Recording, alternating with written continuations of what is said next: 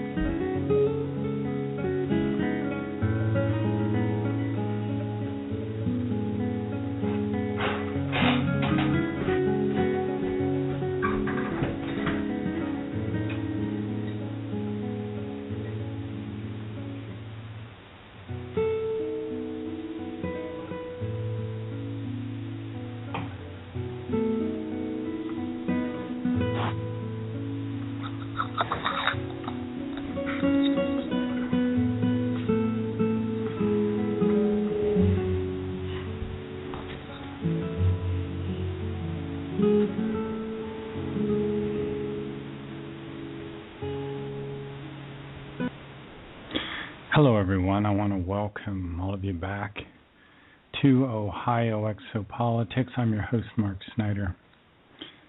Tonight we're going to be talking about the Billy Meier case, particularly the structure of the universe, but we'll cover many other topics as well. Larry Driscoll is going to join us the second hour and talk about some of his translation work. Billy's public mission began in 1975 when his contacts with Semjase started. He was living in Hinterschmidruti at the time, I believe, and he had already had some 22 years of contacts, 11 with Spoth and 11 with Asket. But for the previous 11 years, he lived a normal life with his wife, Calliope, and his children.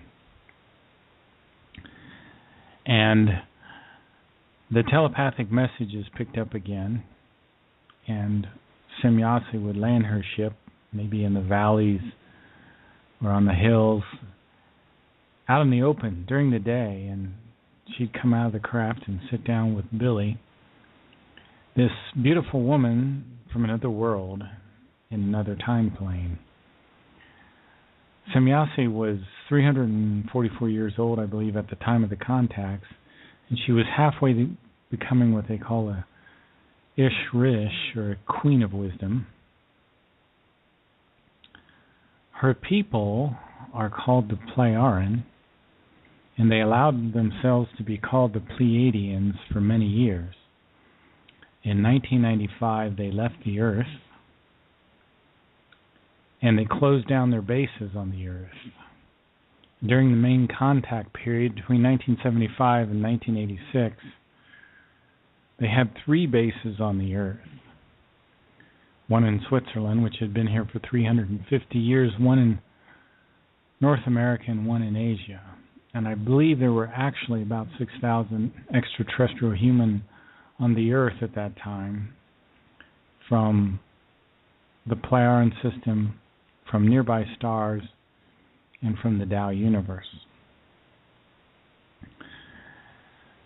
Semyase would talk to Billy about what had happened in Earth's history in the ancient past, in the history of our solar system. She also would talk about something that she called the creation.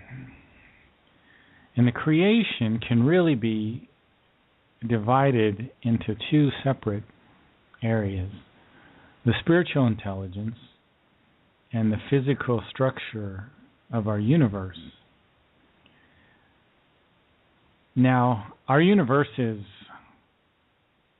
somewhat egg-shaped, and there are actually billions of universes. There are universes adjacent to ours and universes within universes.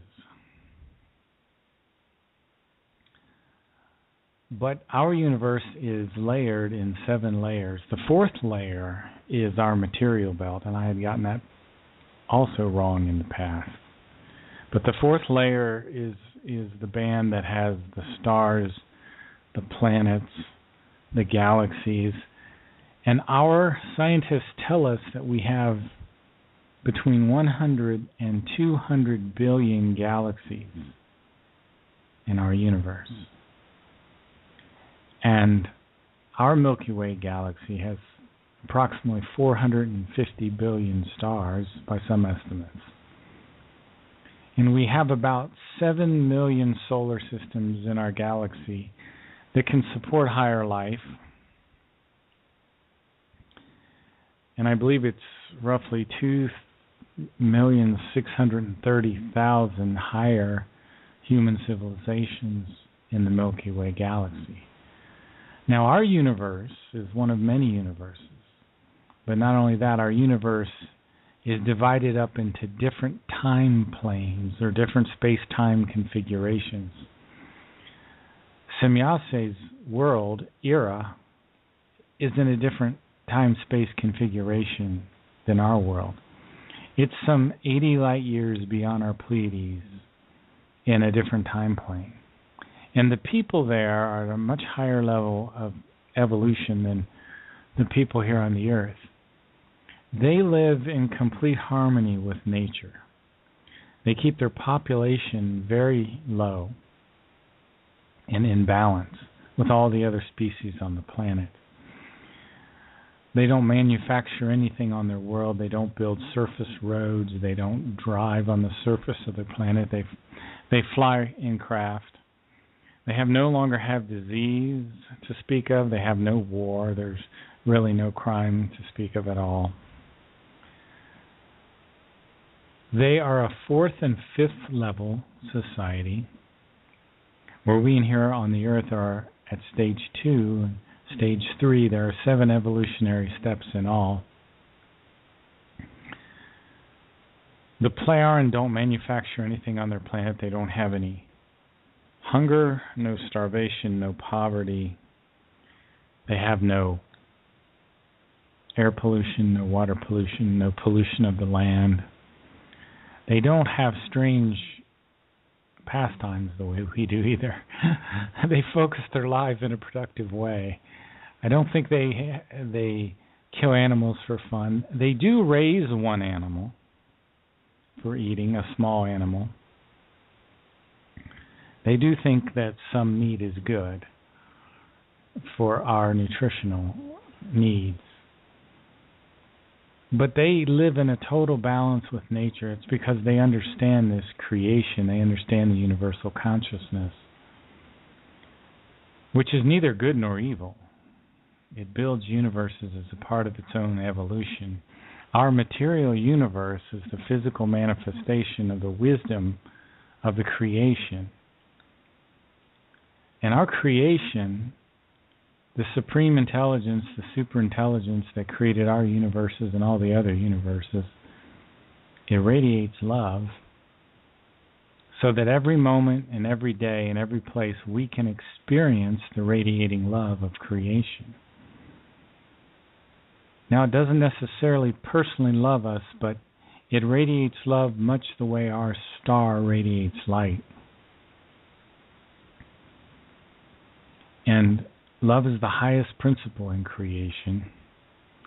And from that principle, everything follows an absolute logic, so that every tiny animal, every tiny plant has its place in creation and fulfills its purpose.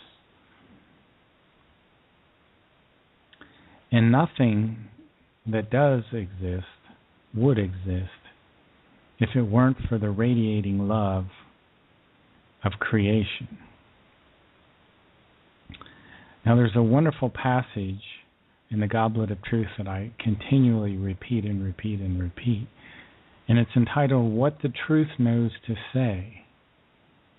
And it goes on and explains that rivers, lakes, streams, stones, the earth, bushes, trees, everything that crawls and flies on the earth is a life form with a spirit form. And these spirit forms are on a journey through time that involve many, many lifetimes. And death is just the passage to rebirth into the world of pure spirit. And that many of these creatures are connected by psychic vibrations, by psychic swinging waves, and they communicate with one another. And they are aware of each other. And they're all part of an indissoluble web of life where no creature tries to raise itself up above those of its own kind. Now, if you go into the forest, I often urge people to take the time to go into the forest or near the forest and listen to the birds sing, to the crickets, to the frogs, to the peepers. Creation communicates with itself. And all of these creatures, many of them are connected in these psychic swinging waves, and you can see a whole flock of birds, especially this time of year in the fall, move from one tree to another in unison and land as if they're of one mind.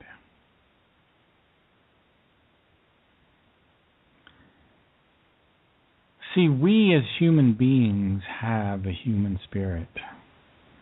And the human spirit is a creation of this universal consciousness. And our human spirit is designed to help in the evolution of the creation.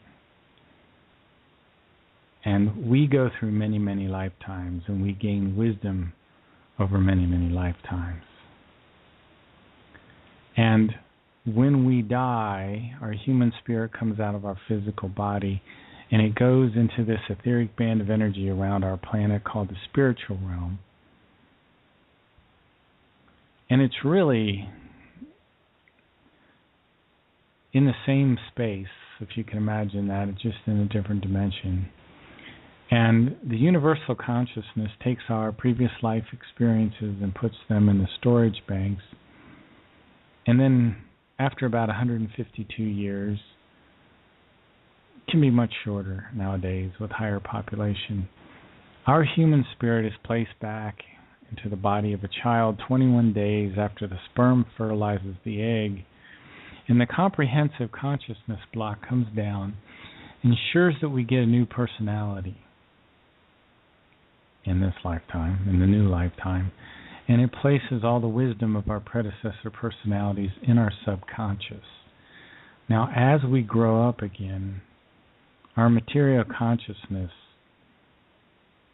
will receive inspiration from our subconscious and impulses from the wisdom of our previous lives stored in the storage banks. And that's how wisdom grows on top of wisdom, lifetime after lifetime, because eventually, after these billions of reincarnations through these 7 evolutionary steps, we'll merge back with the universal consciousness.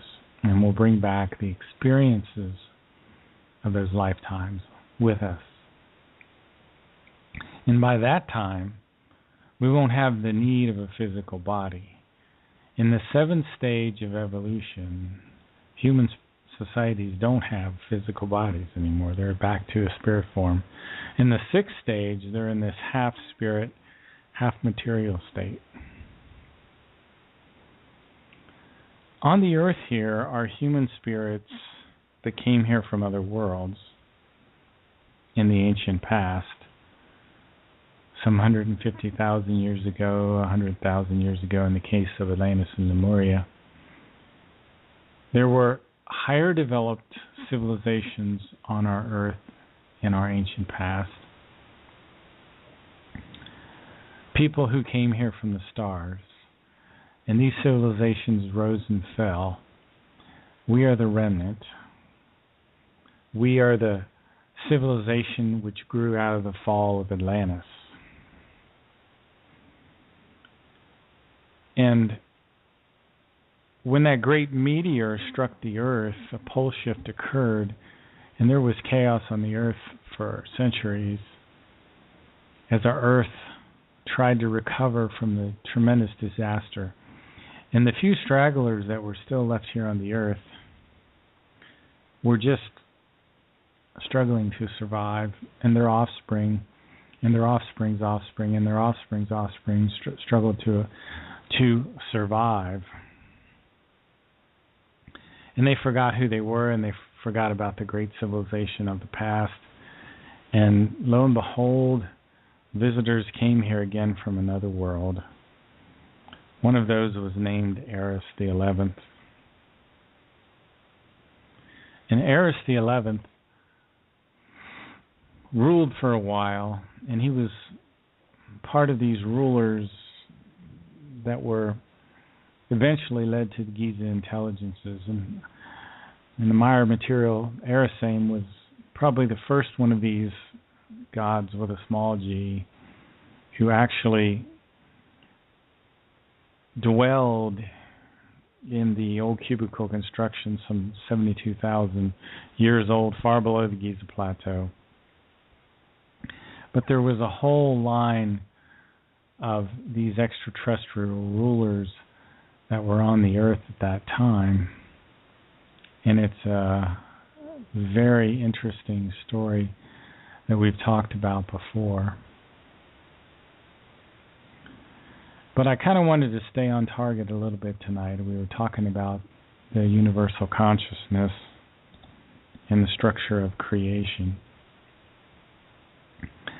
Now, Semyase would say wonderful things. She would say in these very beautiful words, she would say, wisdom and love go together. And the creation and its laws are love and wisdom at the same time. And she told Billy that everyone has within them a spirit that does not sleep, that records all of our thoughts and actions, that will tell us if our thinking is right or wrong. And this human spirit that we have is the seed of the infinite, she said, but few are aware of it. You see, the human spirit resides in the superior colliculus of the brain, the center of the brain that controls the eye movements. And it has an energy that travels like a filigree, like a web throughout the body. And it animates every part of the body. See, the creation created the human spirit to help it in its evolution. So when we produce wisdom, wisdom is the kind of knowledge that produces energy. And when we produce that energy, we help the whole creation to evolve. Now, what is creation? Creation is infinite beauty, a beauty above all beauty. And whenever we see anything beautiful, we should trace that beauty back to creation itself. Whenever we see something beautiful, whether it's a flower or an animal or a human being or anything else, we should instantly associate that to the infinite beauty of creation. And the more our intelligence is effective in the direction of the creation, the more it gains a kind of radiating light, and the more powerful our personality becomes. And knowledge of the creation will actually bless your entire life and your work. Now, the creation is a neutral positive entity, and we should keep our thoughts neutral.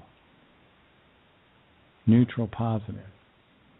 Your thinking should not be too positive or too negative.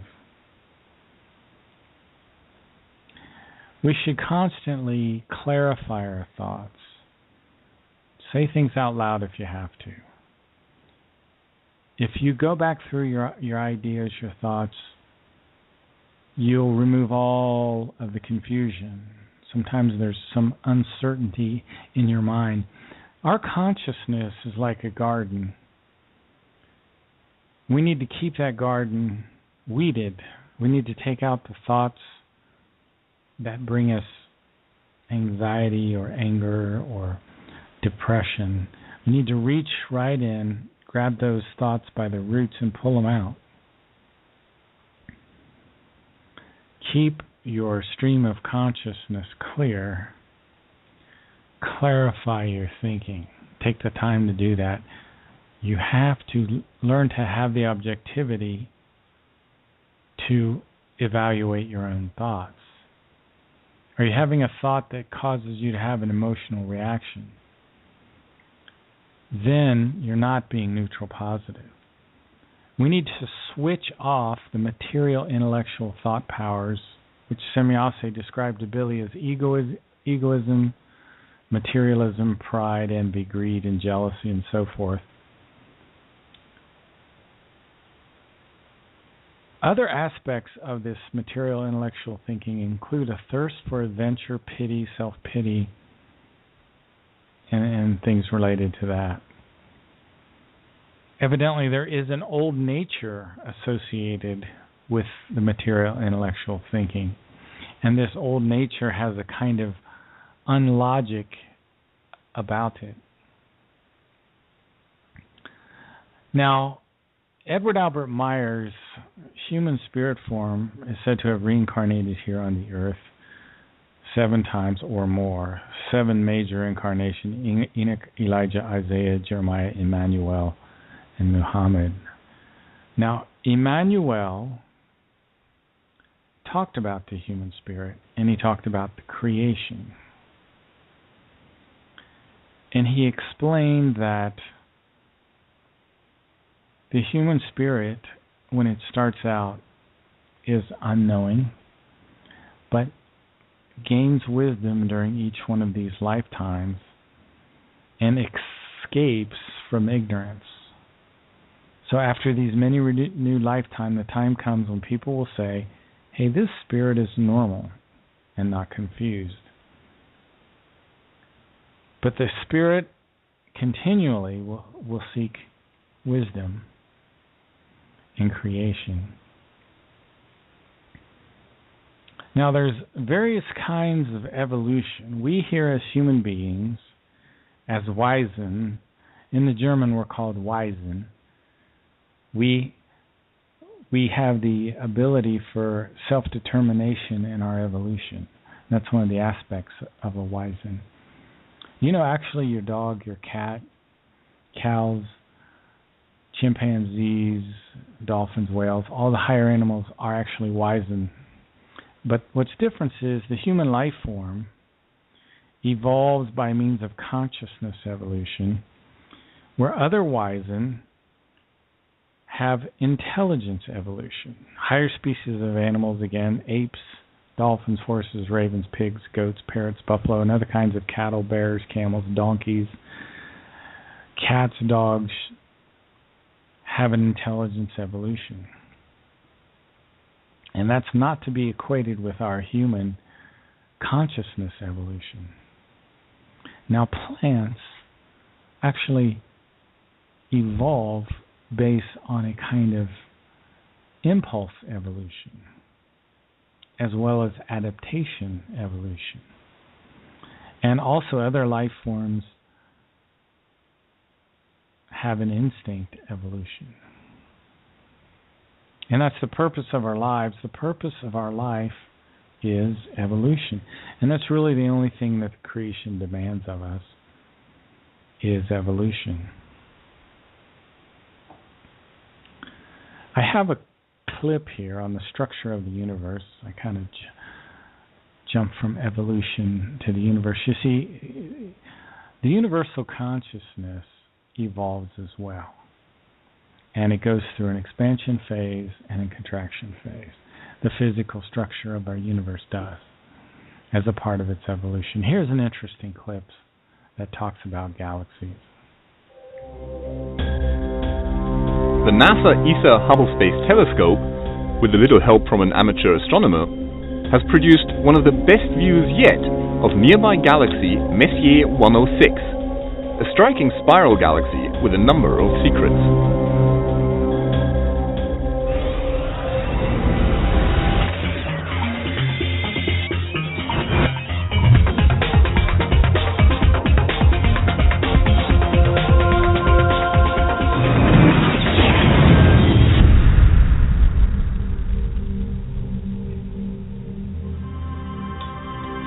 Located a little over 20 million light-years away, practically a neighbor by cosmic standards, Messier 106 is one of the brightest and nearest spiral galaxies to our Milky Way. Although it may not look particularly unique, some of its features have baffled astronomers for years. Messier 106 has a supermassive black hole at its center. Although this is true for most galaxies, this black hole is particularly active and hungry, gobbling up nearby material at a startling rate.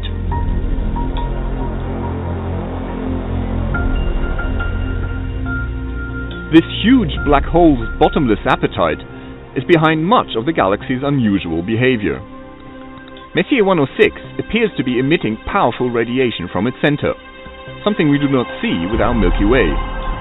This is caused by the very active black hole at the galaxy's center, which violently drags gas and dust inwards.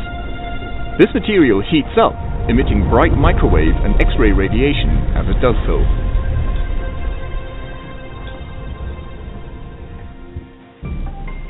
However, this emission is not the most intriguing feature of this spiral galaxy.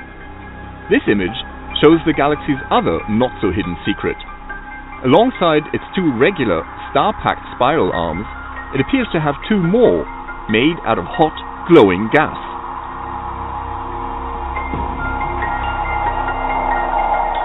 While these ghostly extra arms have been known about for decades, astronomers were unsure of how they formed, until recently. Yet again, the culprit is Messier 106's supermassive black hole. The extra arms are actually regions of gas that have been heated up to scorching temperatures of millions of degrees. As material spins around and heats up at the galaxy's center, the turbulent motion causes jets of material to shoot outwards. The jets disrupt and heat up all the gas in their path, which in turn excites denser gas towards the center of the galaxy. This gas is tightly bound together, so it remains roughly straight. However, the looser gas further out is blown away from the jets, so that it curves out of the galactic plane, creating the arching red arms seen in this image. These extra arms are very unusual, and this poses a bit of a puzzle, because galactic jets are actually quite common. It is not just spirals that show jets, elliptical galaxies do too, such as the spectacular radio jets seen around the nearby galaxies Hercules A and Centaurus A. And yet, none of these show any of the features seen in Messier 106.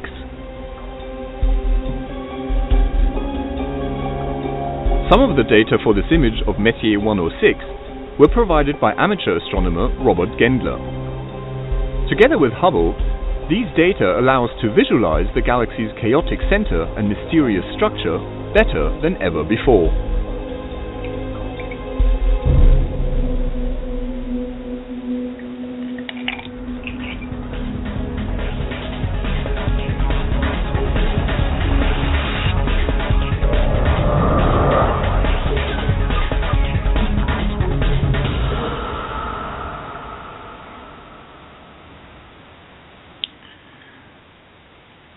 Our Milky Way Galaxy is about 100,000 light years across, and our universe contains, our scientists say, between 100 Now and that you've caught up with Hubble, make sure to get the latest from the ground too. The ESO we have between 100 and 200 billion galaxies in our universe, and our universe is separated into these separate time planes. The Plejaren are in a different time configuration than we are. And our egg-shaped universe has 7 different belts in it. So you can imagine these 7 three-dimensional counter-rotating layers. If you were to cut this open again, it would look like the concentric rings in a tree.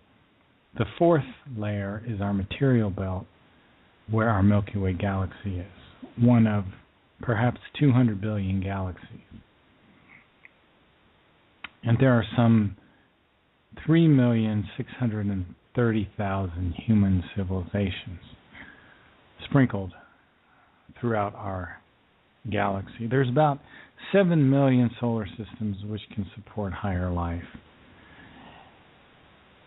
Countless billion universes like this are held within the endless spiritual intelligence of creation. So what is visible to our physical eyes is a tiny iota of this endlessness, and we cannot see this immeasurable, inconceivable, and unthinkable, unimaginable area of the universe. The entire universe which we see is one of many rooms and must be counted as myriads, because there are universes within universes, universes beyond universes, universes under universes. Now, one thing that Semjase would say is, she said everything was within the human, that we have within us the microcosm within the macrocosm. So in our universe, we see repeating patterns in nature. We have a branching structure in our circulatory system, much like the branching structure in trees. And there are spiraling arms on our galaxy, and there are spiraling arms on our DNA. So we see these repeating patterns in nature. We see the electrons rotating around the nucleus of the atom, and we see planets rotating around other stars, and we see plants and animals and human beings on our Earth, and likewise we would reasonably assume there are also the same plants, same other worlds have plants and animals and people. There have been some extraterrestrial civilizations here in the past, and they've had some bases here. We've talked about the Hasters, for example, which have a base in our North Sea. The Plejaren helped them build it. They're only about 1,127 years ahead of us Earth humans, so they can tolerate our auric vibration for about 17 hours. So they're a little closer to our level of development than the Plejaren. These Hasters don't have the technology to travel here, even. They're brought here by the Plejaren. The Hasters live in a galaxy called the JENAN Galaxy, Jenin Galaxy, hundreds of light years away from here. Now, there also is another human civilization here on the Earth, a blonde civilization. They live within Mount Shasta. They have a small city there of about 700 people. They're called the Hyperboreans. Their golden spherical spacecraft can be seen leaving the eastern side of Mount Shasta, as well as they get visitors coming in sometimes. Sometimes they'll use their beam weapons to stun Earth humans that get too close. But they are related to the white race here on the Earth in some way, but they've been here some 180,000 to 190,000 years. And they had a great king of wisdom in the ancient past, which helped a man they referred to as Noah Cobb Messer. And they helped this man with the design of his ark, and they helped him save some animals as well as his family. And eventually that became the story of Noah, and instead of an extraterrestrial, Noah was meeting with God. Now, according to Meier material, the universal consciousness doesn't correspond to our notion of God. The Meier material says that the gods of the earth were human. They came from the depths of space, from the expanses of the universe, from strange systems and worlds, and they unrightfully set themselves up above the earth humans. And they created religions, and they demanded worship. And some of these gods fell into a kind of degeneracy here on the earth, and they committed murders. And I was starting to talk about one of these gods, Eris the 11th, who had a son called Jehovah. Eris the 11th was murdered by his son. This is after the fall of Atlantis and Lemuria. Jehovah ruled the earth. He called himself the Creator. Jehovah had a son named Jehav that murdered him 340 years into his reign. And Jehav was megalomaniacal like his father.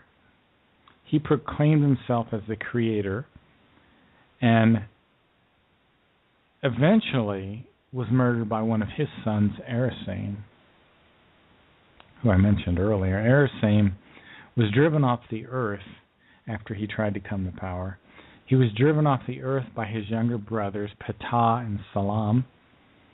Eventually he came back, and they settled far below the Giza Plateau in these old cubicle constructions. They became the Giza intelligences, and there was a whole group of gods that lived after them. Hen, who was also known as Jehovah, Kamagal the first, Kamagal the second. And finally, in December of 1976, these Giza intelligences were pushed off the earth. Now, the Giza intelligences posed as gods and angels, and they used a kind of technology called telenotic impulses to manipulate the peoples of the earth.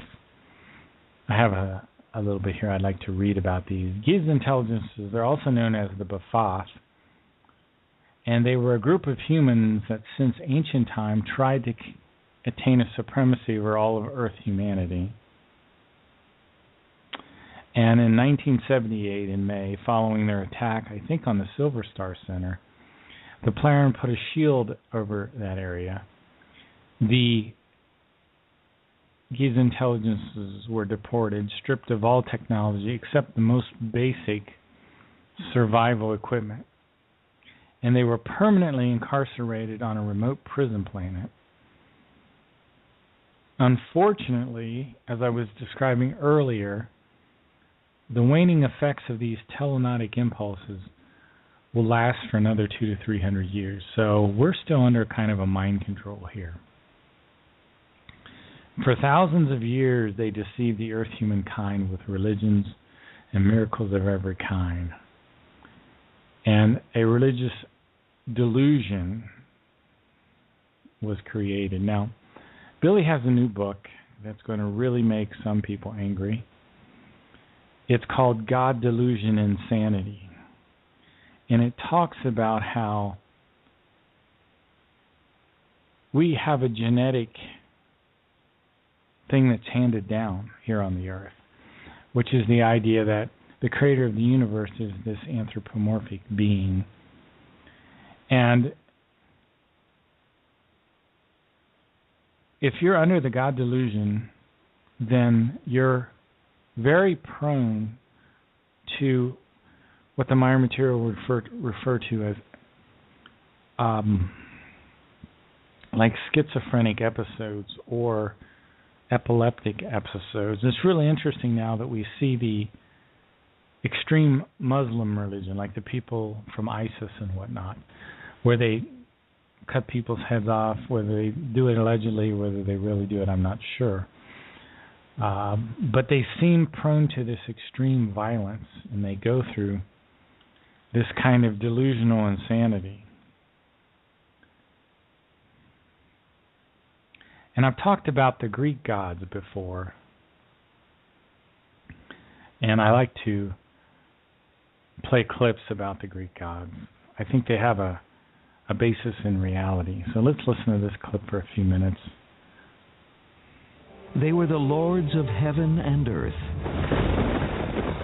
protectors of the sea, patrons of sexual pleasures, and instigators of war.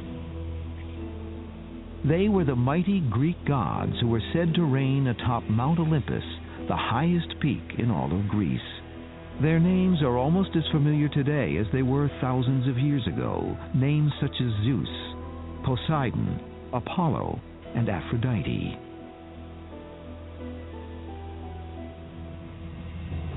In ancient times, these gods were woven into tales of adventure, heroism, and sexual conquests. Yet without a permanent home in their own Bible, Torah, or Quran, were these gods part of a lost religion, or merely characters written into fables now known as Greek mythology? I think the Greek gods are just as real as any other gods in other religions. They are different, but they are just as real, and they were just as real to the people who worship them. The ancient Greeks, who symbolized the essence of logic and reason, also claimed that they had actual encounters with these unworldly beings. Mortal women claimed to have borne the sons of gods. Countless others testified that the gods cured them of terminal diseases. Were the stories of man's encounters with these Greek gods simply the imaginings of a superstitious society, or were they based on historical events? And what remains of their shrines and the cults that performed sacrifices to honor these supreme deities?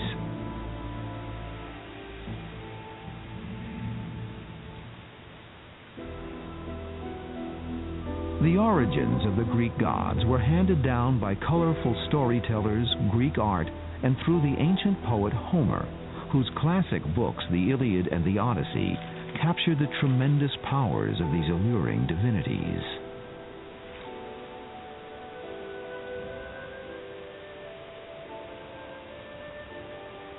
Since the beginning of time, cultures and religions around the world have tried to explain the origins of man's existence. According to Greek legend, the first rulers of the earth were the Titans, Cyclops, and Giants. Kronos and Rhea, the Titans who were the children of Mother Earth, were said to have given birth to the future rulers of the ancient world: Demeter, Hestia, Hera, Hades, Poseidon, and Zeus. Kronos, fearing he would one day lose power to one of his children, began devouring them one by one. When his wife Rhea, who was also his sister, gave birth to their sixth child, she deceived her husband by giving him a swaddled stone in place of their son. Kronos ate the stone. Their sixth child, who was named Zeus, was saved. When Zeus matured, he sought revenge against his father. He forced Kronos to swallow a secret potion which made him vomit up the children he had devoured. Zeus's sisters and brothers were miraculously reborn. As a result, the powerful siblings joined forces to wage war against their father and his Titan brothers. In the infamous Battle of the Titans, Kronos and his brothers were bound in chains and hurled into oblivion. Zeus and his siblings were proclaimed the guardians of the universe and were given special powers. Zeus was crowned the supreme ruler of gods and mortals. He was given the powerful thunderbolt of lightning as his weapon of war. According to the ancient Greeks, these divinities made their home on the highest summit in northern Greece, called Mount Olympus. There they feasted on a delectable food called ambrosia and drank a liquid called nectar. Although they possessed human frailties, it was said they would never die.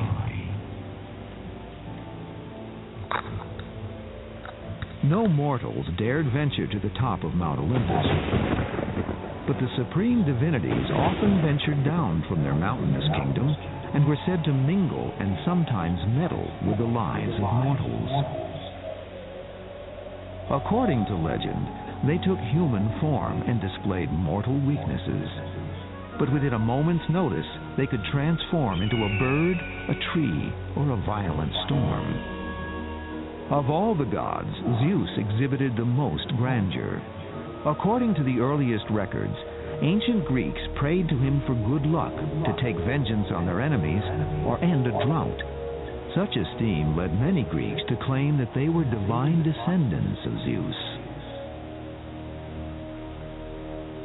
When Zeus interacts with mortals, it's primarily he's a kind of celestial Don Giovanni. I mean, it's primarily in the form of amorous conquests. Zeus was said to have had a sexual appetite for mortal women as well as goddesses, but the attentions of Zeus seemed more a source of pride than of shame.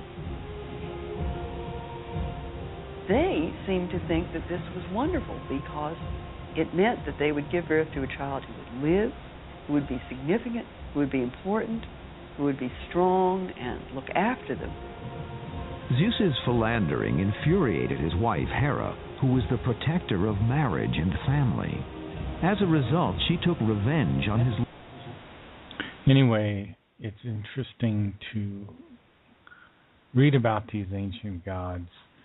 And let me read a little bit more about the Giza intelligences. Like no ruler before, Kamagal the First forced all terrestrial religions into the frame of blood-demanding cults, which unfortunately were able to be maintained on the earth up to the current time. The Giza intelligences transposed via teleprojection apparent realities with visionary experiences into a few people like Dan Fry and Reinhold Schmidt, who considered these as reality. They also played a major role in the creation of the malicious falsification that is the New Testament. Wow, that's a big, huge statement. The origin of the Giza intelligence goes back to a time when the civilizations that were the cities of Greater Atlantis, Lesser Atlantis, and Mu existed about 113,000 BC. So these Giza intelligences go back before the fall. After an age of peace of 1,800 years duration, a group of power-hungry scientists attempted to arrest power over Earth humankind, but were exiled from the planet and the people rose up against them. The scientists obtained possession of spaceships, fled into the space-time-shifted regions of Beta Centauri, and they returned to the Earth 2,000 years later, filled with hate, led by Eris the First, the barbarian, and what followed was great bloodshed and war until about 1343 BC, when the descendant of Eris, at that time who was named Erisame, also immensely evil, was exiled by his younger brothers Ptah and Solon. But again, the evil force returned. This time Erisame and his followers, as I said before, they set up a base deep below the Giza pyramids.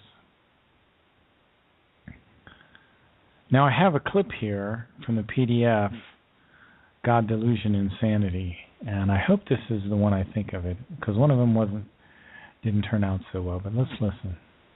Introduction to the new book by Beam, God, Delusion, and God, Delusion, Insanity, by Marianne Ollinger, Switzerland, August 21, 2009. As with every book written by Billy Edward Albert Meier, God, Delusion, and God, Delusion, Insanity is absolutely unlike any other.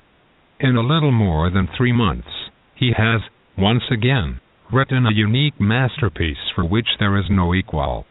The book God, Delusion, and God, Delusion, Insanity is a totally hot book in which Billy Edward Albert Meier Beam delivers a great deal of explosive material.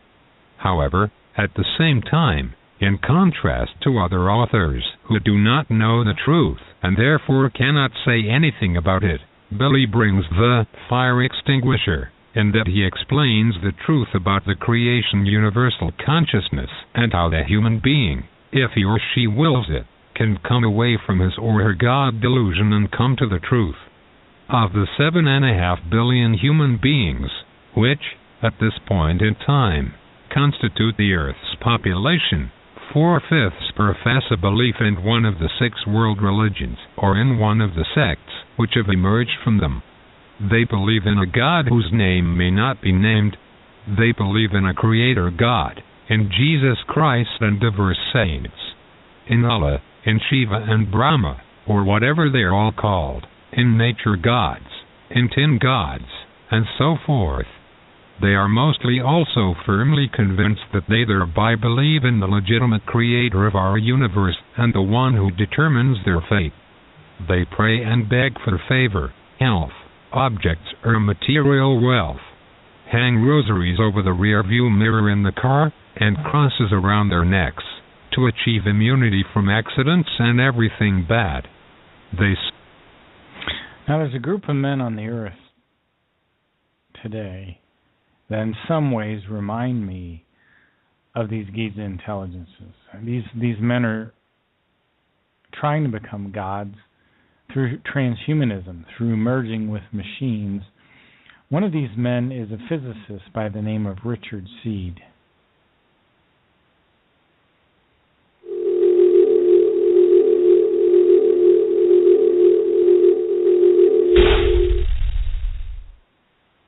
And, by the way, it's not nice people that run it. It's an artificial system like fractional reserve banking and derivatives and high-frequency trading meant to scam you and end the free market as we know it and create a monopoly. One system, one unified, hellish collective with engineered food, water, everything. I mean, it's just a whole new world. The globalists want to be God. They want to control the universe. Human cloning researcher Richard Seed, he says, when the shift hits the fan, I will be God. And that's what Ray Kurzweil, all of them say. We're doing this, you're not going to stop us, and you're going to become one of us if we even let you, or we'll sit on you like a bug. Here he is saying, I will be God. I will be God. We're going to become gods. Period. If you don't like it, get off. You don't have to contribute. You don't have to participate. But if you're going to interfere with me becoming God, we'll have big trouble. And we'll have warfare. I mean, this is who these people are. You interfere with me becoming God, you're going to have big problems. You're going to have warfare. You know, people on like Major General Stubblebine, former head of Special Forces and you name it. And he's like, no, the elite are obsessed with life extension. Of course they are. And they believe they... Transhumanism is an international cultural and intellectual movement with an eventual goal of fundamentally transforming the human condition by developing and making widely available technologies to greatly enhance human intellectual, physical, and psychological capabilities. And at least that's what they claim. Progressive. That's trendy. That's good for the earth. While the globalists are killing the earth, bringing in this tyranny.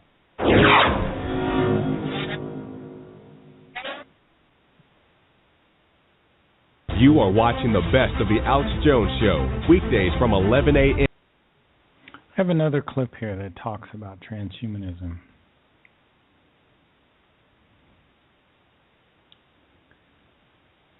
It has a little quiet here at the beginning. You know, when I became president in January of 1993, back in the dark ages,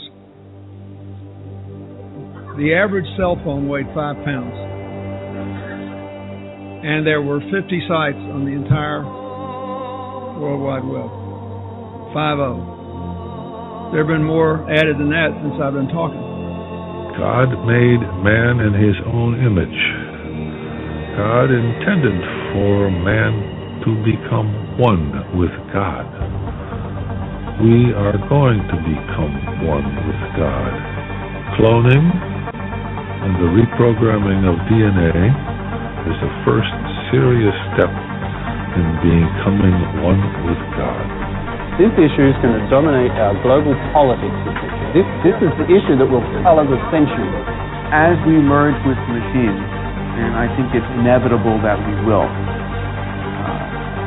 We will transform into something new.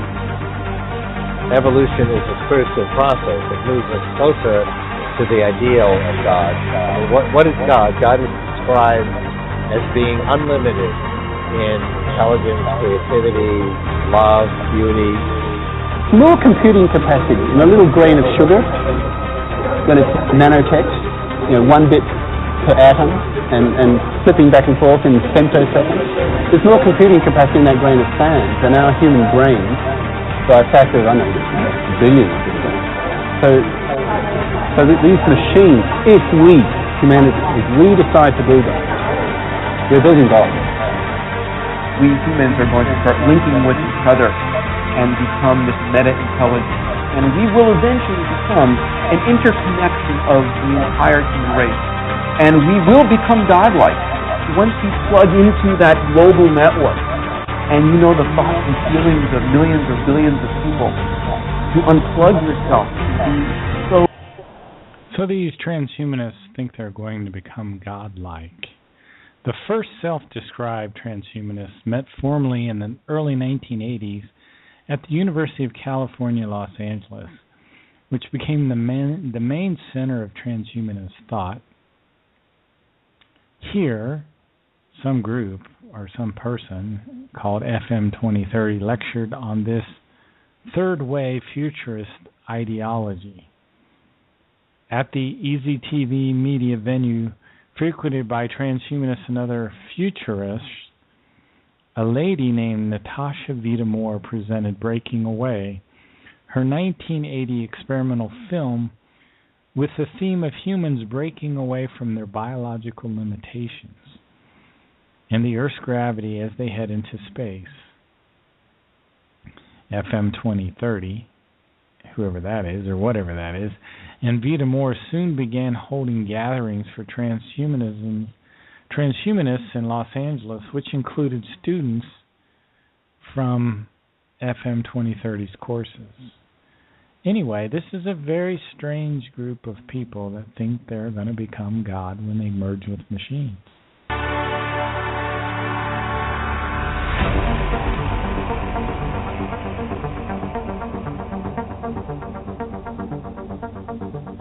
Which leads to an obvious conclusion.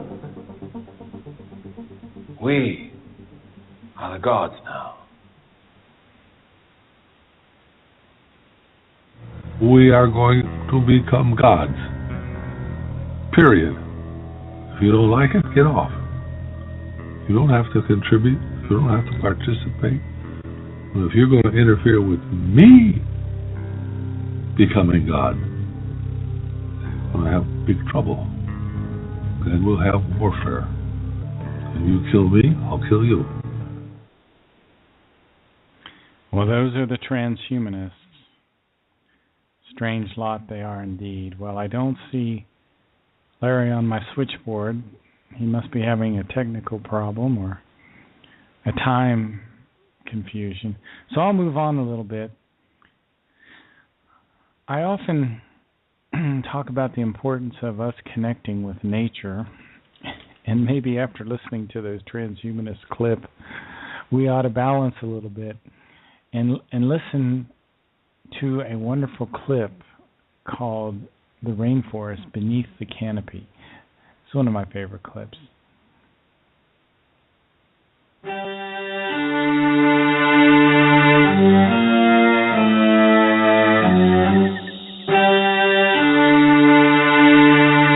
The night shift begins. A whole new world comes to life. Nocturnal creatures like this paddy melon and her joey come out to feed. other creatures begin their day of busy work under the cloak of night. In this world of darkness, animals have adapted to the absence of light.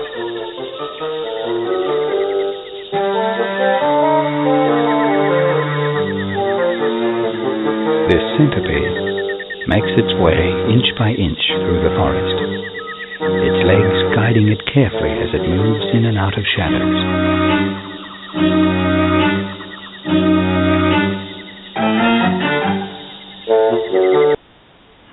Well, I see my friend Larry Driscoll there. I'll bring on the air, and my dogs are going crazy in the background, so just ignore them.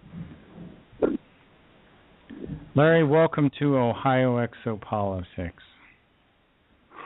Hi, Mark. It's Larry. And, boy, you sure have an energy. You go to a daytime job, and then you come back and you do your nighttime job with Billy's information. I tell you, man, I get really, really tired sometimes. I'll just say it that way. I don't know where you get your energy from, because I could only handle one job, and I hope I can report in on some of those subject matters like translations and overpopulation and maybe my house and greenhouse and things like that you've asked for. So I think translating is a really hard job. Why don't you tell the listeners a little bit about the importance of translation and how much information we don't have access to because it hasn't been translated yet? That's a good point, Mark, because it kind of feeds in with my development of how I learned about the case since 1980. I'll just preface before I get to the translations just a little bit that way, because back in 1980, that's when Wendell was exploring the case. We didn't have anything, and then there were the first photojournal albums with photographs, and then came the message from the Pleiades books, which you've started going through, obviously, with the help of the Future of Mankind site. But that was only the first 108 translations, and Wendell only really produced about 1,000 copies of each one of those books. So that's not a lot of books, right? 4,000 copies for the entire Earth in English. No. and of course, when I loved your response that one time when I was describing about why the responsibility to get into English is not to you. And then you said to me, Larry, a lot of people speak English. And that's when I kind of fell in love with you a little bit there, because you're such a pragmatical and a practical person. And as I was studying the books for over the years from 1980 to 1997 was my decision, because I said I have to reach out to the rest of the world somehow. Through all the English, I've got to see what it costs to hire translators. I tried that, and then when I asked them to translate a simple paragraph, the word Außerirdischen, which is extraterrestrial in German, was left out. And I asked them, why did you leave that word out? And they said, well, did you really want a literal translation? I said, I just want what the words are. I learned right at that time that I could not trust German professional translators.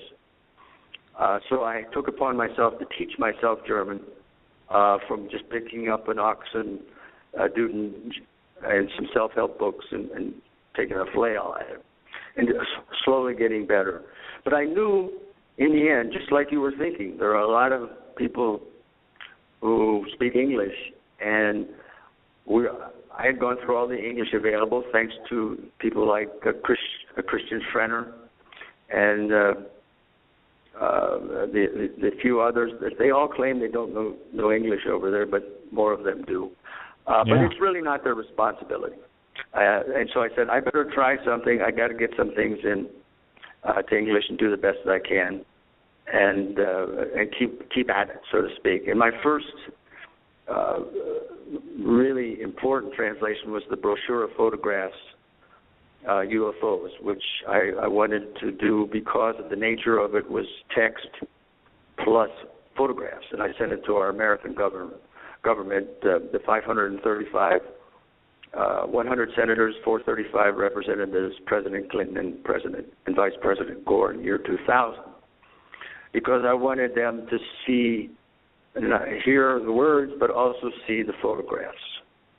And there was I had also, in 97, that's when I committed to translations. I had also sent a previous overpopulation pamphlet submittal to the same group of people. But at the same time, there was no response.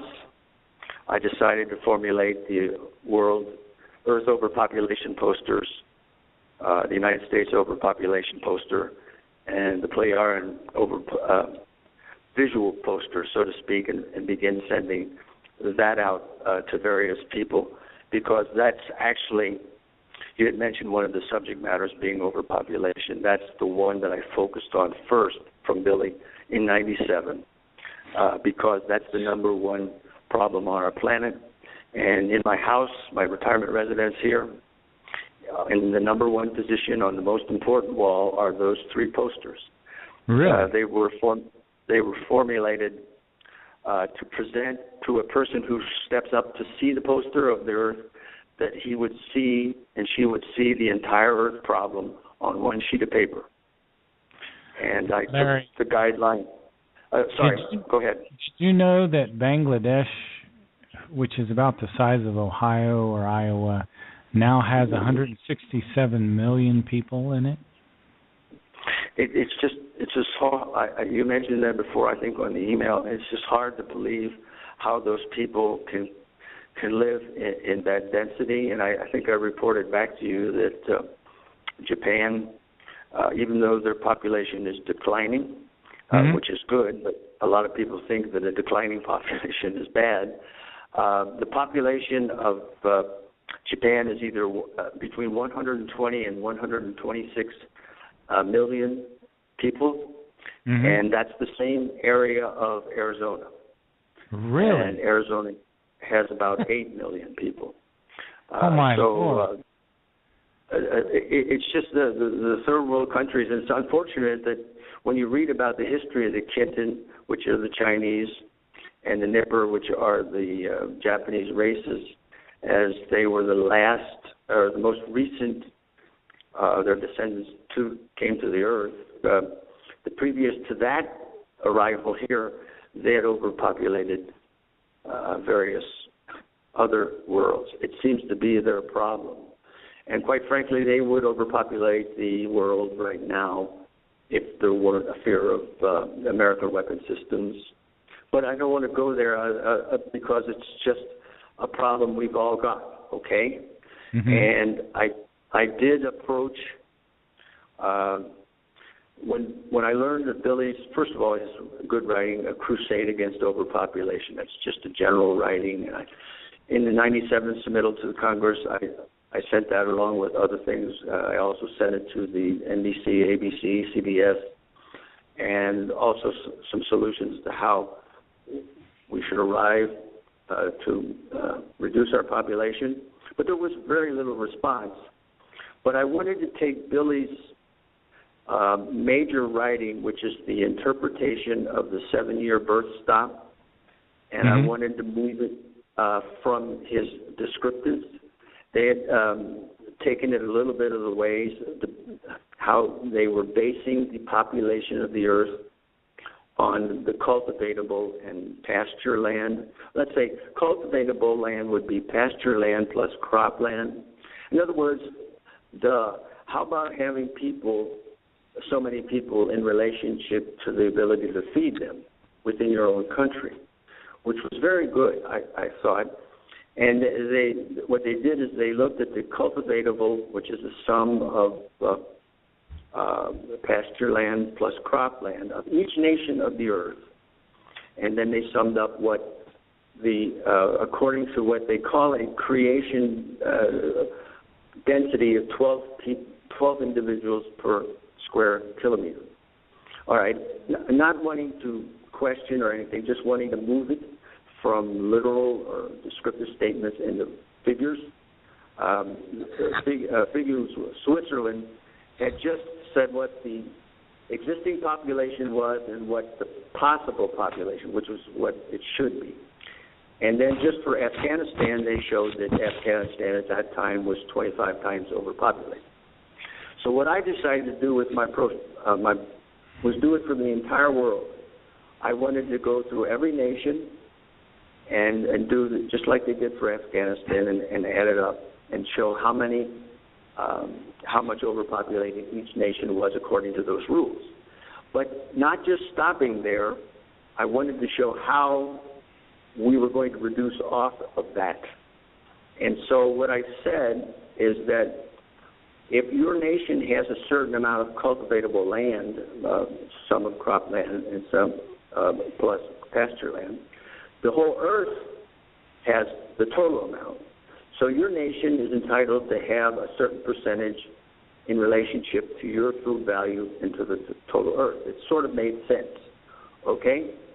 And then rather than following Billy's directive of 7-year birth stop followed by 1-year natural births, which I followed up with to Christian, is birth stop really mean birth stop, stopping of all births?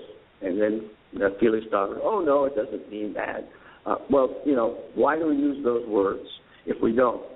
So instead of saying 7 years birth stop followed by an 8th year of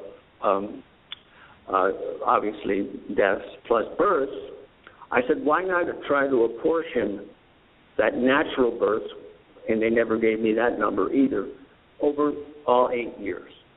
So it worked out that you could reduce your population. You'd have to reduce quite a lot, but you wouldn't think about it. Here's a kindergarten teacher with a birth stop of 7 years. She's not going to have anybody to teach for 7 years, right? So it's pretty much better to spread a lesser amount over many years to accomplish the same goal. And so anyway, it requires kind of a drastic measure to reduce. So you need what is called, and Christian writes about a transition period. It's, you can think about it like a diet. If you go into the doctor and he analyzes you, oh, you're overweight by 100 pounds. He doesn't come after you with the scissors and tries to cut your flab off, right? He puts you on a diet. So a reduction, a slow reduction to a new food intake that will attain your body weight. So at the time of the compiling of the posters about overpopulation reduction, that was year 2000, I used 1999 data. And at that time, there were about 132 million people being born on Earth, and about 52 million dying. So there was a net population gain of 80. So through the transition period of about 8 years, you want to reduce down from 132 million to 13 million. I just chose that because that set me on a pathway to reduce the Earth, and it gives physical numbers so that people can understand this is where we have to go. We don't do it all at once. It takes 8 years to reduce this amount. In the interim period, I found out from Pitar usually on December 31st, that's my birthday, rewards me with telling the population of the Earth. It's really about 1.3 billion more than we think we have. The last December 31st, 2013, we were at 8.4 billion. And our scientists and our researchers think we're at about 7.3 or 7.2 or something like that. So we really don't even know how many people we have on our planet. Wow. And so now, really the overpopulation now kind of dovetails a little bit into the translations. As you know, recently I've submitted a couple of translations to you. The one about the Sirius region and the different space-time construction, where all of a sudden life collapsed from existence, where 119 billion people died in 21 months. And then the latest one with the A-card, I wanted to follow that one up. Larry, can I interrupt you? That is such an important... Yeah, there's such an important point you make there. So in the Sirius system, Are you still there, Larry? Yeah, I'm there. I thought I was cutting out. No, you're fine. Fine. No. What you said there was so important, that a planet in the Sirius system had a population of 119 billion people, and they exhausted their food supply and water supply, and all the people died in 21 months? That's correct. That is... I checked it out. It's not more than one world. It's one world, plural, and all that kind of thing. Ptah, it wasn't like the Descartes one where I told you there was an oxygen collapse and an atmospheric collapse. It was just that life removes itself when it becomes this way. The two sentences I had difficulty. So, Larry, just to reiterate again so we all understand this, what happens when a human population skyrockets, it completely obliterates itself. It starves to death or it dies from disease then, right? So those are many ways, but it's just, in this way, it was kind of like nature just gets rid of an excess of human, their resistance to the disease depletes so fast that they just die from anything. They become weak. This is one of the problems about reincarnation when because of overpopulation, spirit forms are, when insemination occurs and procreation goes forth, it's a demand that a spirit form enter that body.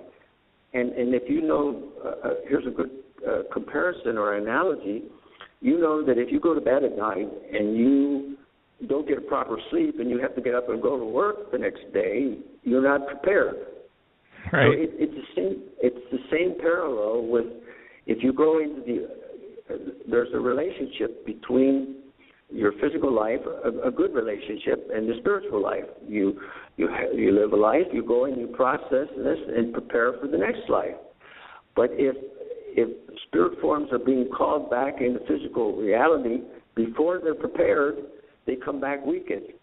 They're not ready to carry out. Just like when you don't get enough sleep, you have to go to work. It's not you're not prepared to have a good day's work. Do the contact notes talk about that at all, Larry? I haven't. That's a very interesting concept. I've got that from Christian over Figu. He's the one in Philly as well told me about the average reincarnational cycle. If everything works out well, 2x, 3x to 2x. If you budget X at 40 years, 2 times 40 is 80 for material life.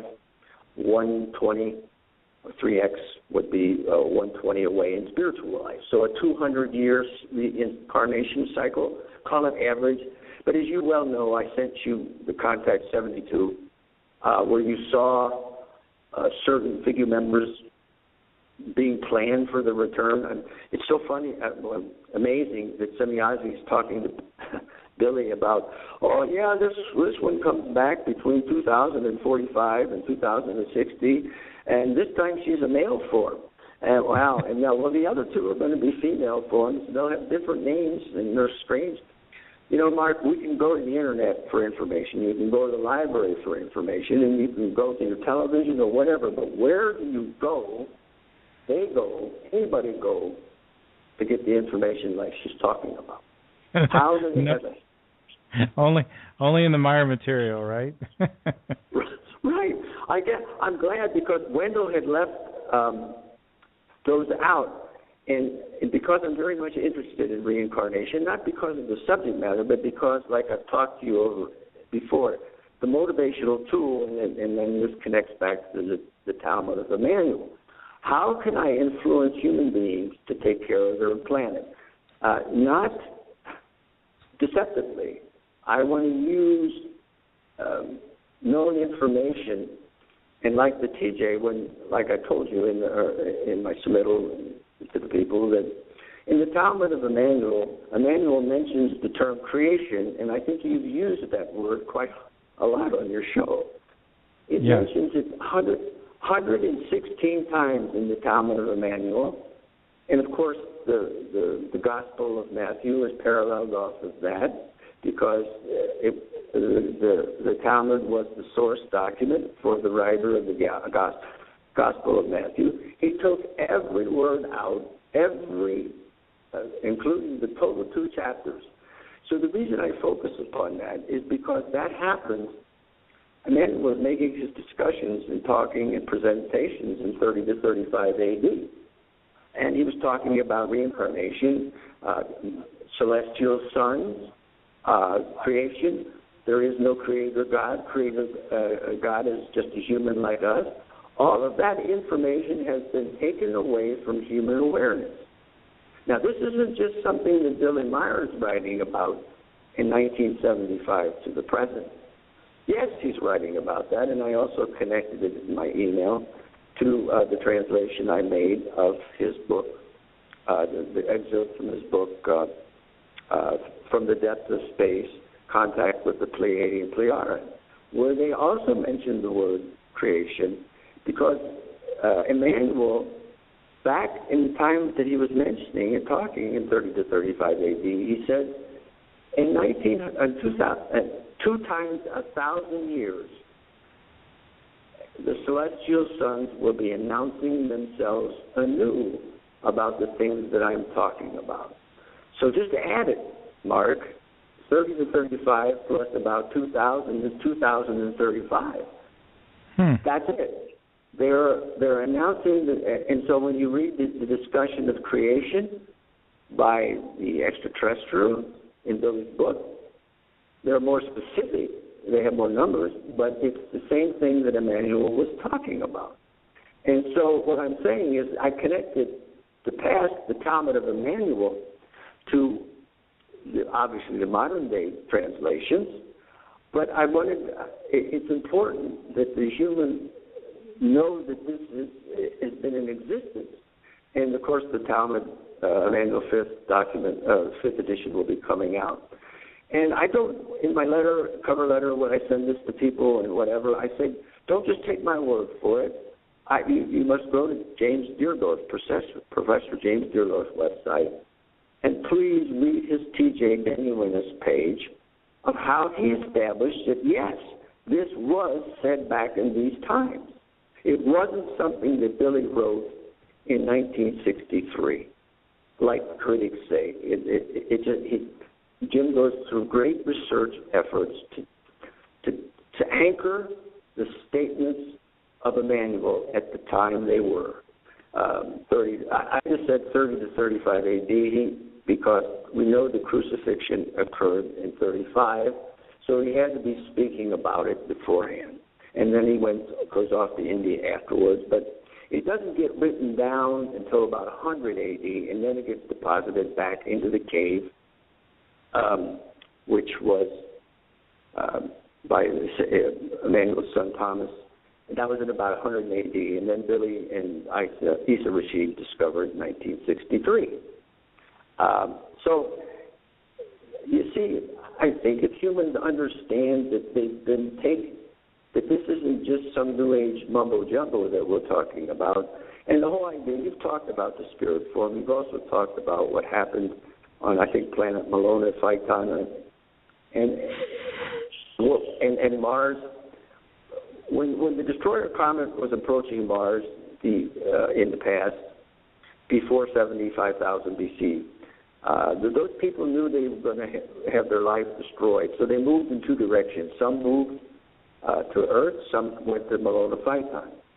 Then later, about the time of the pyramid construction in 73 BC, I think you've mentioned that Malona Phaeton destroyed itself in a fratricidal warfare. All those spirit forms move to the nearest effective location, which is now Earth. And all the previous people from Mars obviously came here, died here. Their spirit form is connected. And there's a wonderful little writing by Billy. It's Voice of the Waterman, time number 4, year 1. They talk about the bond of the spirit form to a planet. Or he talks about the bond of the spirit form to a planet. And it's very interesting because you just aren't going to die on Earth and be born in the Sirius region in the nether space type group. You are connected to that where you die. Even ETs that came here, died here, their spirit form is connected to the Earth. All right. Now, if you get in a space vehicle, such as like a spaceship, and you travel to another planet, and then you die there, you're bound to that planet. So there is a wonderful working relationship. And you can understand from spiritual life, learning more and more about material through the material world of the spirit form to the planet. And so he also goes on to say that if you do destroy your planet in some way, the spirit forms are released to float in the cosmos for millions of years until they find another planet. But they have to be. It has to follow certain rules. If the life on the new planet that you come to isn't up to the level of your needs, you have to sit in the spiritual realm and wait till the body is developed to receive you. If the people if the planet you come to is more advanced than you, you have to pass on by because the bodies are too great for you to use. And so these are things, and then also Billy describes the relationship between the brain power quotient, that would be your material consciousness side, versus your spiritual evolution side. It's really kind of interesting because basically the average Earth human uses about 14% of his physical brain capacity. A scientist might be about 18%. Emmanuel was about 23% at his time. But there's also a wonderful relationship between the spiritual development and the material consciousness development. A greatly advanced spiritual, there aren't that many, cannot just take on any kind of body.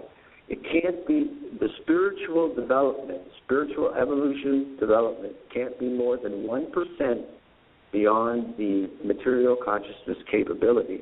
Otherwise, the spirit just doesn't pay attention. He doesn't maintain the body. It doesn't maintain the body. So you can see that the body and the spirit form work together to advance the knowledge of the spirit form. It develops a body to learn in the material world so that it can process new logical information. I think I might have sent that to you a long time ago. I just sent it off to Dave Bax and Benjamin Stevens because it was one of my first translations, and even Jim Viercourt says, "Boy, I can just imagine how much fun you had translating this." It was.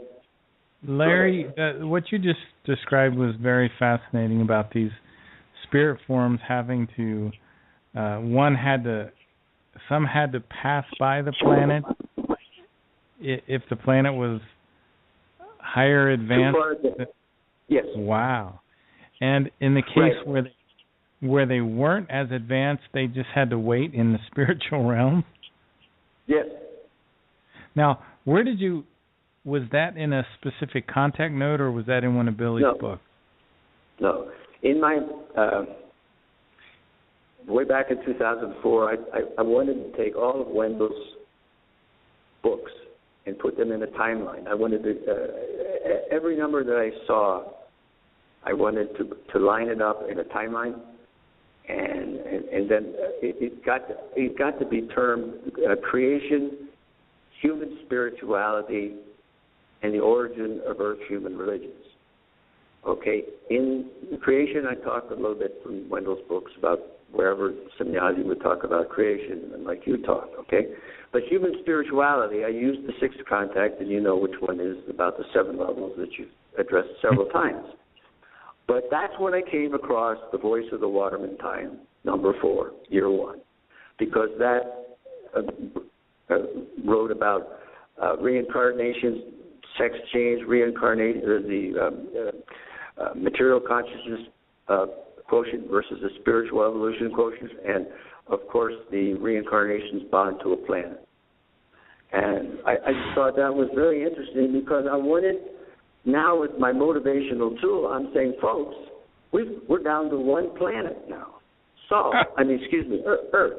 Let's take care. I want people to go. And by the way, a man named Emmanuel was talking about this, and it's been, just think, those 116 times that creation was mentioned in Emmanuel's at that time, and all the subject matters, reincarnation, spirit form, God is just a human, but more intelligent and spiritually developed, and all that has been taken away from humans' awareness. If that were known, how do you think Earth would be developing? And the other thing that goes along with that, within the Talmud of Emmanuel also mentioned that in 500 years a man named Muhammad would come forth. And the reason that the ETs, and this is the way they are, they could step in and they could solve our problems and they could do many things to help us, but that's not right for us. They would rather have a religion like Islam created, which is what it does, and there's another small writing by Billy about the reasons why Muhammad was procreated, so that to set up a balance of religions so that Christianity wouldn't flow across the world. And, it's kind of like the balance of powers between Russia and the United States, mutual annihilation. That means nothing gets annihilated. So we have now, as we all witness in our daily lives, now the conflict between Christianity and Islam. If both of these religions would understand the connection of Emmanuel to Muhammad and the falsifications of both sides, we'd find out that the enemies really aren't enemies. And I guess sometimes, Mark, I see so many negatives and just like on your show, I've talked to you a little bit about, I like how you use, like the burning of the West, to things that are happening that verify statements in the contact notes.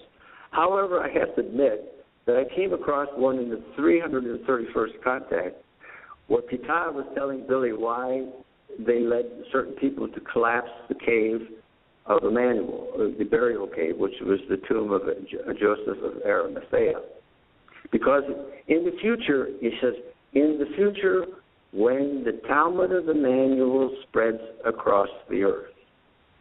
And so I said, by the God, what a positive statement. If Pitah is saying that eventually this book and the information inside of it will be known worldwide, we've got a tremendous improvement coming. And it was just one of the, it's not that it comes from the Christian side, it's just that you learn about the Islam side and everything you learn, if people could understand this simple statements, which I compiled to a 7-minute long 2-page submittal to various authorities who just aren't getting it. They just don't understand that the knowledge of this information that a human lives more than one life will help us take care of our planet. I was actually, Mark, appealing to the, self-interest of a human. It's healthy to be self-interested, but not too much, okay? So, you've heard statements, we must take care of the planet for our children and our grandchildren.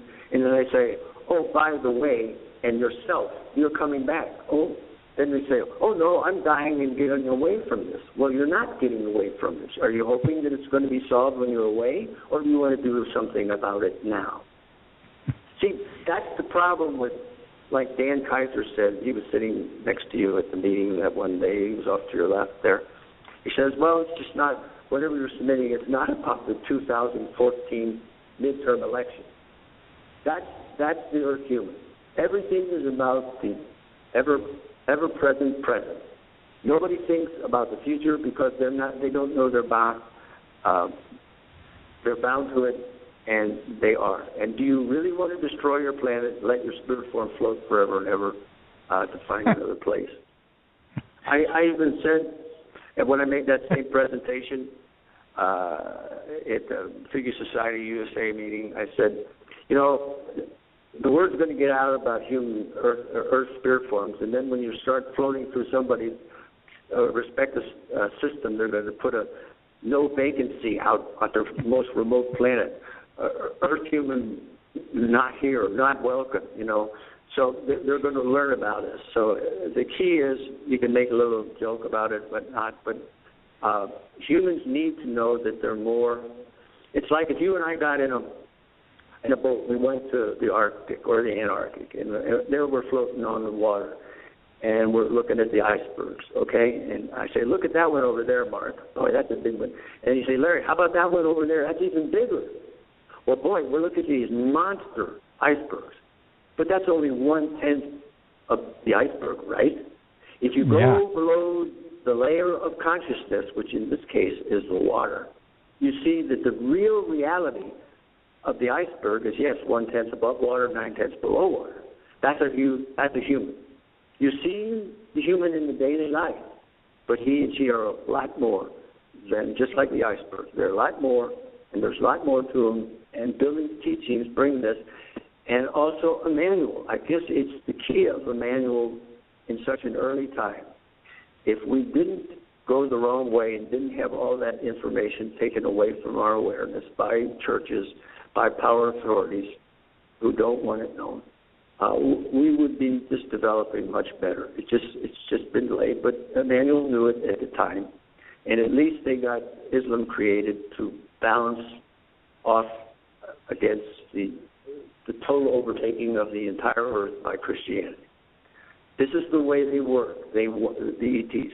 They would rather set up, and both, unfortunately, we don't have a Talmud of Muhammad. We only have a Talmud of Emmanuel.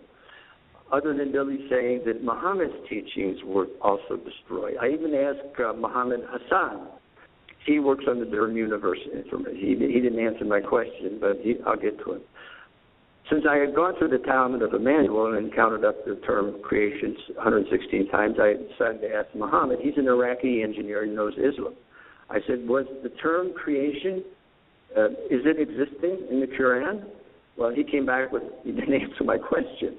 So I wanted to see if I could trace down if that word ever were mentioned by Muhammad. And it still survived. But Billy writes that Muhammad's true teachings were, but we don't have anything like the Talmud that states the original statements of Emmanuel. But they set up, they wanted these two religions to be set up as in antagonistic form, but for the positive goals so that one doesn't dominate the other in order for humans to have more and more time to think. And though in today's world you hear about the church declining membership and people are saying, oh, Islam is bad, these are all positive things because people are slowly waking up that the teachings of the religions don't quite add up to reality, but they also don't know about the Talmud of Emmanuel and Billy's writings as well. And I've tried to introduce them to that, and it's like you're trying to be a third party talking to an argument between two other people. And you could have information that would be helpful to both sides, and they won't tolerate you because they determined that it's them and their opponents. It's the same thing about global warming when we have two sides of profiteers bankrolling the, quote, honest scientists. Now, Mr. Scientist, I got a lot invested in this concept of global warming, and I want you to make sure it happens. And then the other side, now, Mr. Scientist, I've got a lot invested in not global warming, and I want to make sure you change the facts to fit the fact that I'm paying you for this. So Pita describes this, and this is what's led to the confusion about global warming and why you hear so many people say it isn't, it is not. It's because both sides, each side's scientists have found the other side's lying. And so it just doesn't, it's just not helpful.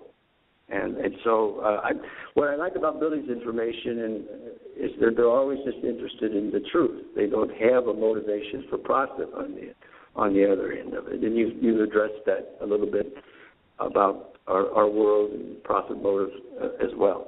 So well, Larry. Anyway, yeah. Larry. Am I cutting it? No. We got time. We still got some more time. We got about 20 minutes. If you want to take a little break, I can play a clip for a couple minutes, and you can get a break from talking so much.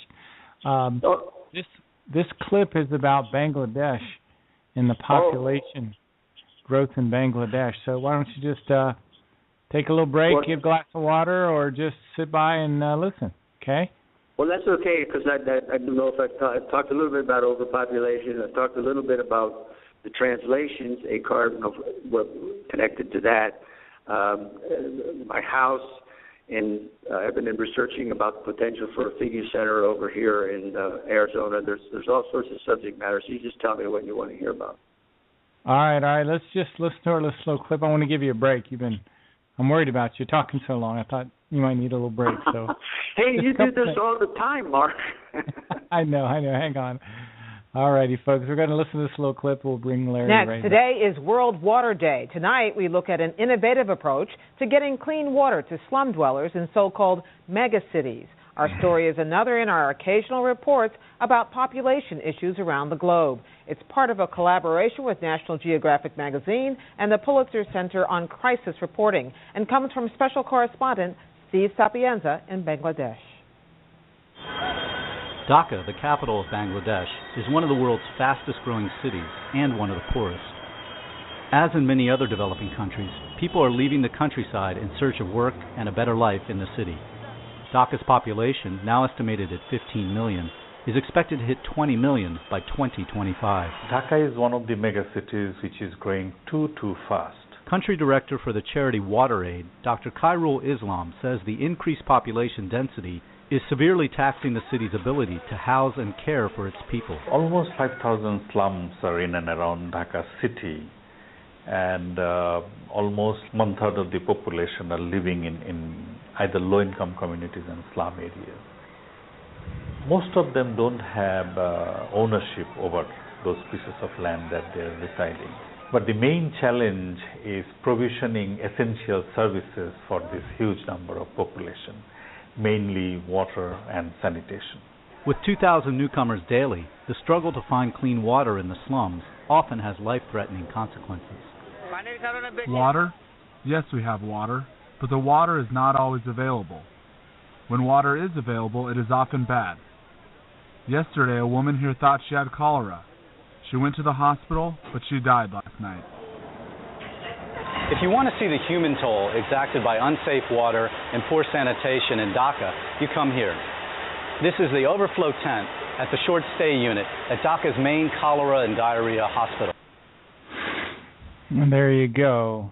Bangladesh with 167 million people, and the city they're talking about is Dhaka, which I think has about 15 million people in it, many of which are living in squalor, suffering from dysentery and all sorts of things. So Larry has just talked about an entire planet that died from overpopulation, and I'd like to hear about ACART, Larry, if you're still on the line there. Yeah, I'm here. ACART was kind of an interesting one, and again, that was the reason I wanted to get to it, because although I didn't mention it in my translation, Wendell Stevens, he had another contact, and he had written another book, Contact from Planet ACART. Apparently there was the people when they were here bumped into another human being, and they mentioned that they were from the planet ACART. And at that time they were overpopulated, okay? And the interesting thing about ACART is that it's in the Plejaren space-time continuum, okay? And because they possess a few of the technologies of the Plejaren, they're a part of their group, their federation, okay? And yet they were overpopulated, and the Plejaren had addressed them that you are overpopulated, and we're giving you advice. These are the things you should do. And yet their advice was not heeded. It was laughed at, scoffed at. And this was back in 1975 when Billy had said on his great journey that Pitaya told him, you did advise them. Yes, we did. And that's when they had 23 billion people. And an interesting thing, Billy says, and if I can remember right, it was an Earth-sized planet. Because, see, the Sirius one, the planet size, it must have been very big to carry 119 billion, as you can imagine, but it was never mentioned. But when Billy took the time out to say it was approximately an Earth-sized planet, that perks my ears up, because I have something to work with, rather than just a whole bunch of people died on this planet, whatever. But it had expanded in the time from 1975 to 2006. In those years, it had gone from 23 to 34 billion. And I'm saying, man, Earth-sized planet, 23, we have 8.3. And, anyway, that's when that collapse happened. The oxygen atmosphere and the total atmosphere collapsed, and the Plejaren were only capable of moving 116 million of those 34 billion people to resettle to another planet. They tried as best they could, but their advice was laughed at and not taken, and their help was declined until it was too late, and they managed to save those people. Larry, go ahead. Quick question: Did the contact say why their atmosphere collapsed? Okay, that particular one didn't, and the reason I was working on it, and at Michael Horn's TheyFlyBlog.com, he referenced another translation by Dyson Devine and Vivian Legge. And Dyson he says in a previous contact, Billy was talking about a cart with Pitaya, and that's the one I was working on. So I can't, at Michael Horn's site, he has a link, and you click on it, and you got to Dyson and Vivian's translation, and that's where Pitaya was explaining about oxygen collapse and atmosphere collapse. I can't remember if he gave the number of the thing, but I said, well, sometimes we end up translating the same things, and I do check with the Future of Mankind site so that I don't end up translating something that somebody else has already translated. So I said, well, Dyson was referring back to a previous contact, and I wanted to put that one because that's when I learned that Descartes was approximate size of the Earth planet. This gives us something to work with. Larry, another question. I don't know if you remember this or not. Was Descartes in our time plane, in our space-time configuration? No, it's in the Plejaren, and that's why they're part of their federation. Because they're in their space-time frame, which they have more planets, and they also possess the tech, as Pitaya says, some of the technologies that we have. That means they are elevated. They're of a quality to be talked to, while we're not. We're not up.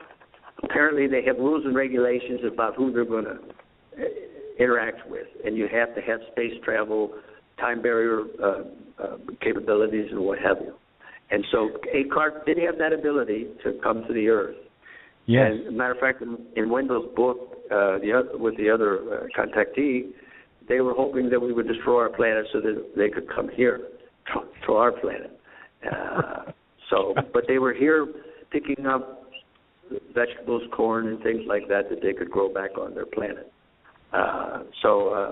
They obviously they weren't an antagonistic kind of ET. They were just here, and they had the capability of bridging the time barrier or the space barrier in this case. So wow, that was the first time I learned about Descartes. It was just interesting to find it because I always like when there's corroboration between whatever somebody says and the Plejaren and whatever. There's one thing I want to read here. I think you might like. I did send it maybe a long time ago. I know you use the creation term a lot, and you know I'm an architect by training and history and business, and I like visual things, something that gives me a way to envision a physical object. It's actually from the 69th contact. You might have come across it anyway. It was when Billy was asking Semyazi, previously said, yet explain now as well once more what the creation in and for bodies. And she runs a couple sentences. And then she says in line 121, the creation is identical with universal consciousness, which directs, realizes, and governs there. When she means there, they're talking about the center of the universe, okay?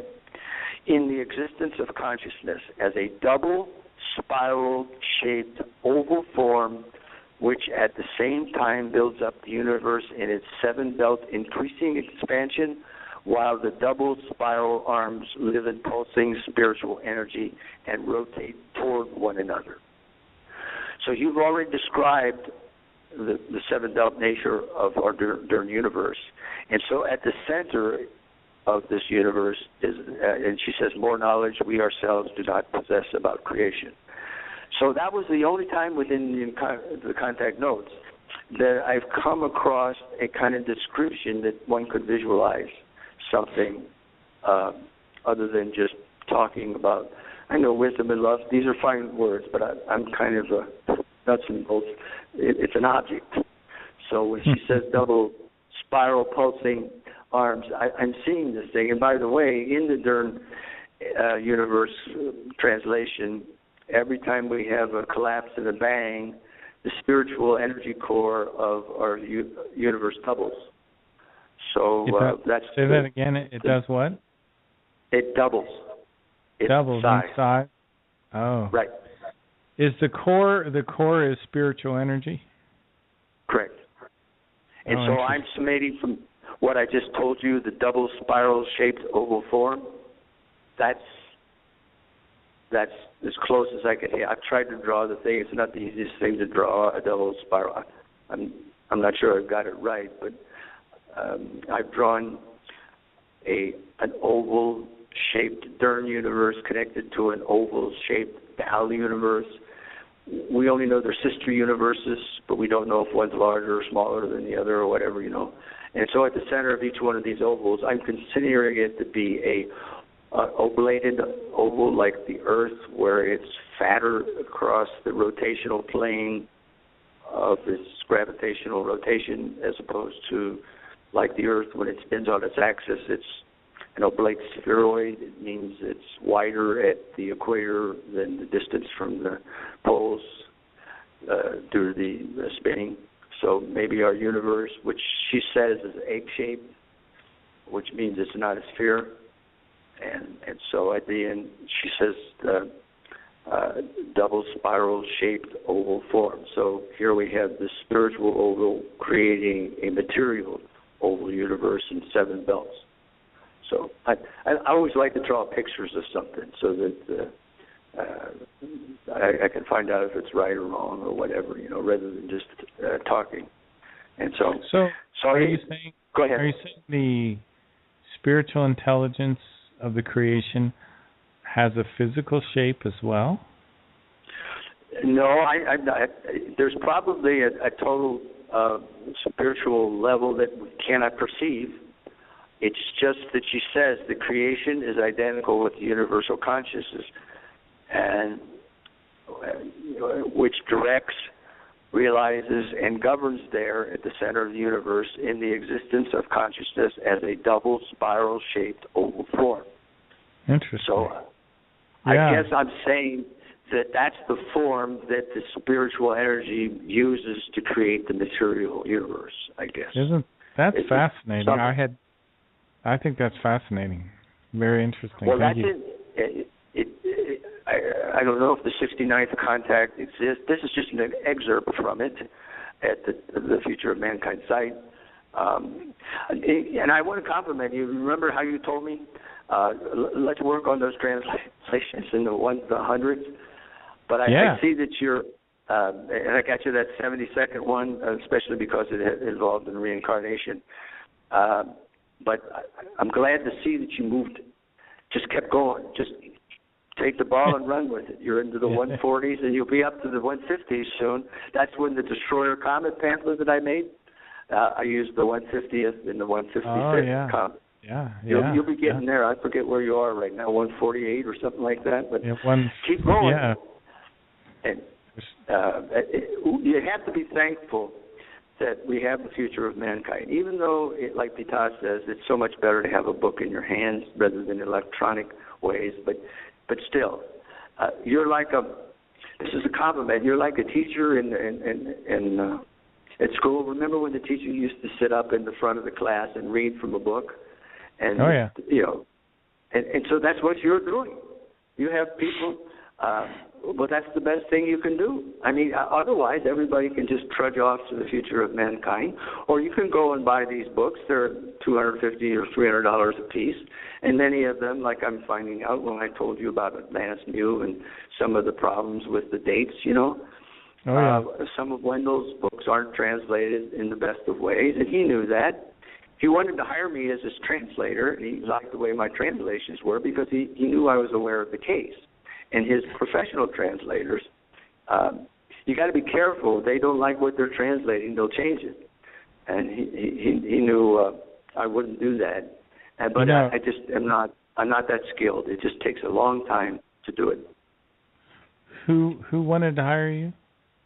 Wendell Stevens. Did you know him that well? Not really. I sent him my original creation, human spirituality, and the origin of human religions. He saw that what I was trying to do was set up a timeline of, essentially it addressed all. It takes a certain subject matter and it pulls out a translation from his books. And he said, "Did you give it to Billy?" I said, "They didn't want to give it to Billy. I sent it to Figu and they didn't show it to him. For some reason, Figu has taken not to let me talk to Billy, but I don't care. I introduced myself to him when I was there once, and I said, "Thank you, Billy, for allowing me thoughts. I'm Larry Driscoll from the United States. Thank you for allowing me thoughts I could never have generated myself." Then I sat down. So you were in Switzerland? Yeah, 2007, right. You got to meet him. Oh, yeah. I shook his hand, but Christian says, you can't meet Billy. And he says, everybody in the world can't meet Billy. And so I didn't really say, I want to meet Billy. I just said, I just wanted to let him know that what I have read from his work allows me thoughts that I could never have generated myself. It's just wonderful information. Think about it, Mark. Everything you've read, can you just think as you would ever think about this yourself? Never. Not a million. Let alone we have to figure out if it's true or false or whatever. And I do like my brother Tom's statement. He doesn't support it like I do. And he says, Larry, what do we have to do what the extraterrestrials tell us? And I think that's a good statement. I like it coming from an Earth human. You know, hey, just you can't come to our planet and tell us what to do. I said, Tom, we can do whatever way we want, but at least we should listen. All my effort from 1997 to the present has been to try to give Billy Meier a fair hearing. He has never gotten a fair hearing. Larry, thank you so much for calling in tonight. We're down to 22 seconds. You did a great presentation. Well, you can sign off. All right, buddy. Bye-bye. We'll see you soon. Have a good night. Bye. Bye-bye.